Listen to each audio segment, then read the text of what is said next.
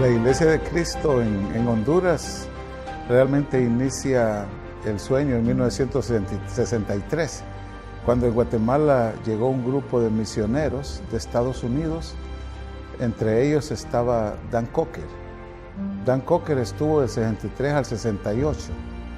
En 1968, una persona de Guatemala lo recomendó a Dan Cocker para que viniera a Honduras a trabajar en un proyecto de las universidades de la Florida, educación bilingüe en Centroamérica, que Honduras desaprovechó y que Costa Rica fue el único país de los 5 países que lo aprovechó debido al sistema comunista que imperaba en esta región. En 1968, Dan Cocker llega a Honduras como encargado attaché de Estados Unidos para mejorar la educación aquí en Centroamérica, en este caso de Honduras. Mientras él estaba trabajando con el Ministerio de Educación, se le ocurrió que en Honduras no había ningún misionero. Entonces empezó a ver a una persona que había sido contactado por la radio de J.W. Treat en Estados Unidos. Y esta persona le dijo, mándame un curso por correspondencia. Dan Cocker fue a buscarlo. Llegaron a un lugar allá por el Latillo donde estaba el señor con su mujer, pero su esposa no lo dejó participar en el curso. Dan Cocker se desanimó y dice, en ese tiempo, 68, se estaban terminando las casas de la colonia del Pedregal. Las casas para gente de escasos recursos, unas casas que pagaban 14 lempiras al mes y se daba una prima de 200 lempiras. Dan Cocker compró una casa, dio los 200 lempiras de prima y la iglesia lo terminó de pagar en 20 años. Cuando alquiló la casa, empezó a visitar el área. Mi mamá y mi tía vivían en el lado izquierdo del Pedregal, tenían una casa y fueron los primeros que Dan Cocker visitó y los primeros que bautizó. Mi madre, Emperatriz de Aguilar, y Consuelo Aguilera, mi tía. Después ellas, como conocían un montón de gente, le introdujeron a Dan Cocker un montón de gente y así comienza la iglesia en el Pedregal. A finales del 68, Dan Cocker trae a un misionero llamado Jerry Hill de la ciudad de Guatemala, del grupo misionero que estaba allá desde el 63. Y él vino a predicar en diciembre. Se bautizaron como 40 personas. Terminó la semana de campañas y había más de 200 personas en esas casas del lado derecho, bloque 19, del lado derecho. Se habían quitado los muros de las salas y era un solo salón, más de 200 personas se reunían. Él se fue y quedó en la iglesia. Dan Cocker siguió la primera semana de enero con otra campaña de una semana. La iglesia se establece entre 1968 y 1970. Dan Cocker entonces empieza a predicar y la gente llegaba, pero luego en 69, ocurre la guerra, 14 de julio del 69, la guerra de Honduras y El Salvador. Un grupo de hermanos eran de salvadoreños que eran miembros de la iglesia. Entonces cuando viene la guerra, muchos hermanos los protegieron y los otros, Honduras empezó a mandar salvadoreños a El Salvador por el asunto de las tierras, ¿verdad? Había una reforma agraria con Osvaldo López Arellano, presidente de Honduras, y allá por el otro lado en El Salvador, Sánchez Hernández. Fidel Sánchez Hernández, el presidente de El Salvador en ese tiempo. Entonces, en ese tiempo la iglesia se vino abajo, empezó a decaer porque la guerra, ¿verdad?, que había ocurrido. Entonces, después de la guerra, en el 70 viene el grupo comunista y hace una revolución en Honduras. Huelga como por 2 o 3 meses. Los comunistas querían el control de Honduras.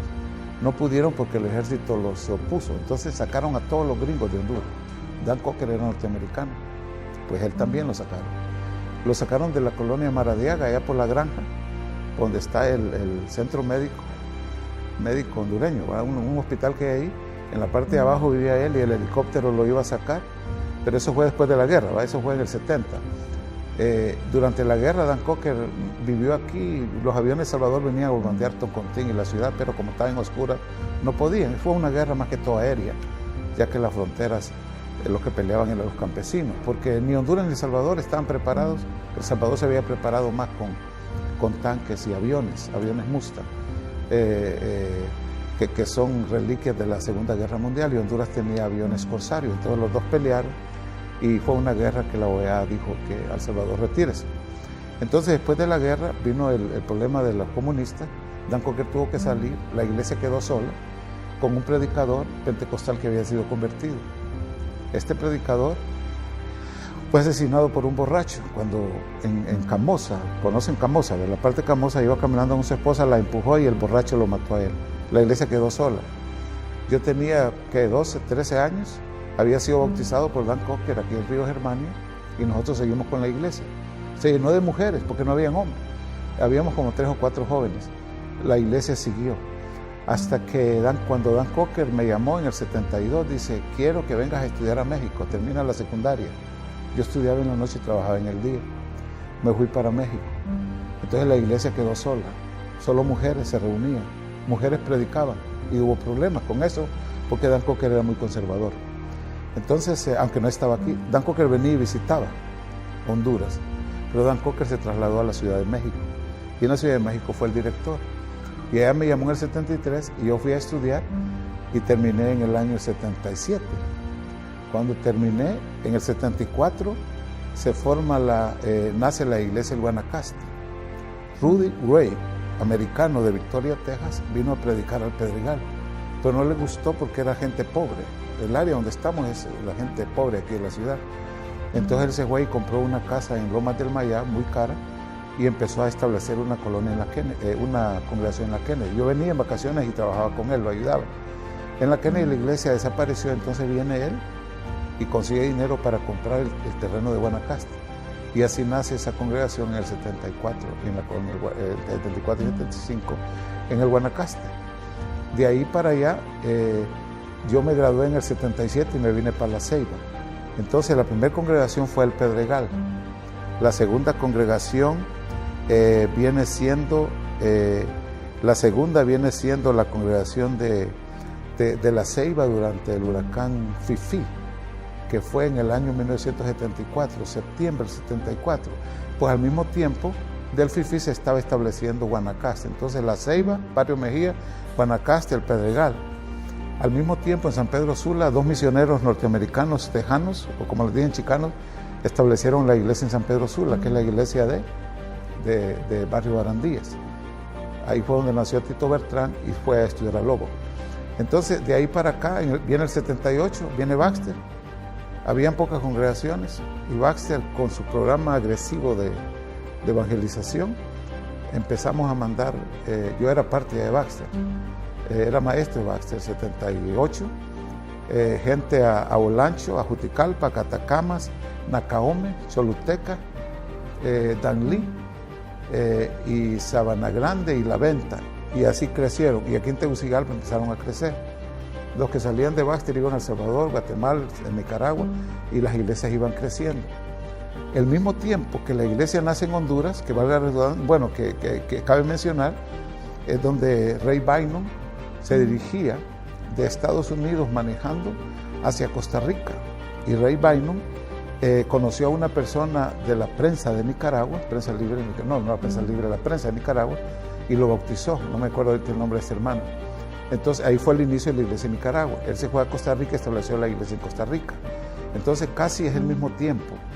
Ya habían misioneros, Larry White estaba en El Salvador por el mismo tiempo evangelizando con un montón de cursos bíblicos.